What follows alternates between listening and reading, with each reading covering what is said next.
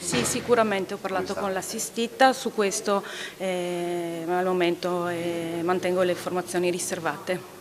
Grazie, è sicuramente evidentemente provata e in uno stato insomma, comunque psichico che richiede degli accertamenti e delle cure. Così l'avvocato Chiara Valente, legale difensore di Olena Stasiuk, 55enne di origine ucraina, accusata di aver ucciso il figlio di 9 anni Giovanni, tagliandogli la gola nel suo appartamento di Piazza Marconi a Muggia. Oggi l'udienza di convalida dell'arresto non è stata possibile per legittimo impedimento. La donna è infatti ricoverata dal momento del fermo nel reparto di diagnosi e cura dell'ospedale maggiore di Trieste.